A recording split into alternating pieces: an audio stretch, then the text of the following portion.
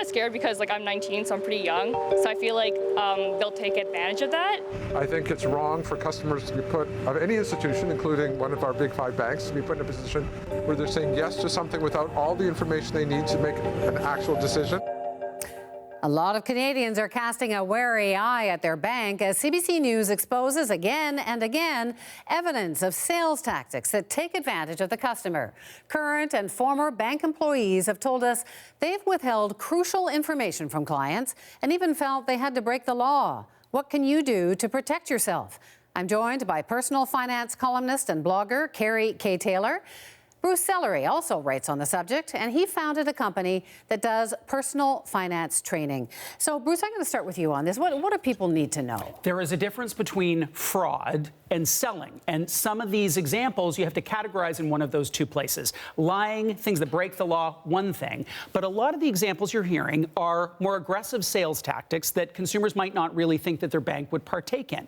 But you have to remember, a chain restaurant measures the productivity of every single server on staff. So if you think about the banks as selling products, you think, well, of course they're going to measure their staff. Some people, some tellers didn't sign up for that, and they're concerned about that cultural shift. But if you think about it from a sales perspective, they're out there to make money, and they're going to do hundreds of people coming forward saying that they were pushed into unethical positions. Yeah. That's a little different than yoga pants or a pair of shoes. Well, when you look at those allegations, some of them absolutely should be investigated, and the FCAC is going to do that. Others, if they worked at a different chain where their job was to sell, it would be completely consistent. The whiteboard, listing names of people's sales performance on a whiteboard. Anyone who works in sales knows that those measures are broadly available. Everybody knows how everybody else is doing. That's not shaming. It's not bullying. It's sales. What do you think, Karen? Well, I think, Canadians need to go into their banks with an open eye. A bank is a business. They're into sales. They're not your BFF. They're not your best friend forever. And a lot of us go in there looking for advice, and we go in there with our hearts open and our minds open to get advice that's going to help us with our retirement. Sometimes we go in there with an aging parent looking for advice on how to deal with, their accounts. So the problem is our perspective is we're going in thinking that the bank has our best interest at heart. Well, they ask us to trust them. A lot of their logos are about trust. Well, and that's exactly it.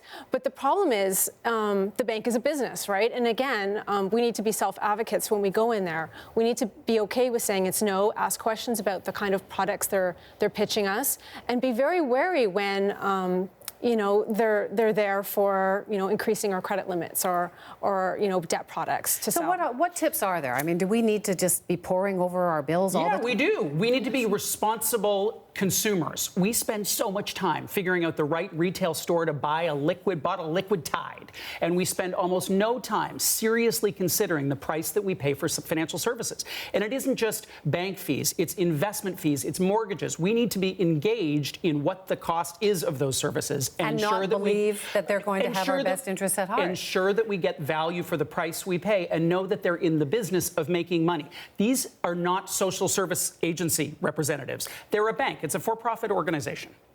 So should people actually be able to get money back if they've been pushed into a... Yes, I'm always telling people, you negotiate, ask for a better deal. If you see a fee that you've been charged, such as overdraft protection, and you didn't consent and disclose for that fee to be put on your account, you should go to your banker and say, hey, take this off. Every month that I've paid this fee, I want a refund. Speak up, ask for a better deal. Ask for a better deal in your checking account. That's an anchor product for a bank. Once they get you in with a checking account, we don't change. Canadians are, we're known for never switching banks. Many people are at the same bank for 10, 15, 20 years. It's like we inherit a bank from our parents because we bank at the same place that our parents do.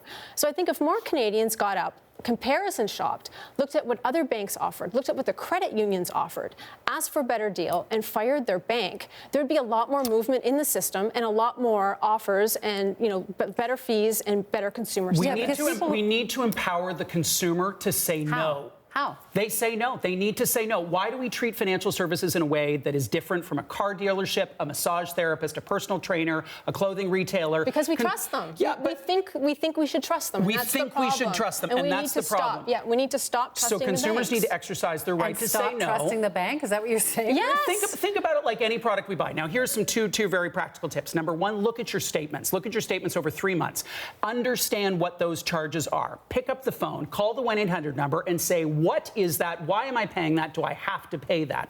And we would advocate, as consumers, we would do that in many, many different areas, but somehow when it comes to financial issues, we're like, oh, it's too scary, I don't want to deal with it, in a way that we don't in other categories. And people, I think, actually feel flattered when they're told that their credit limit has been upped. It's like, oh, they like me. And I'm a good risk. But they're selling you money. No, exactly. Your money is a product to the bank. Whenever I go into a bank, I'm always surprised that, they say they're there for me, yet they've never offered to open an RESP for my daughter, Registered Education Savings Plan. I have friends with kids with disabilities, and they've never offered to help open them in an RDSP. The government matches a lot of our contributions to this. That's how you help the consumer. You sell them and give them products and access to products that help them.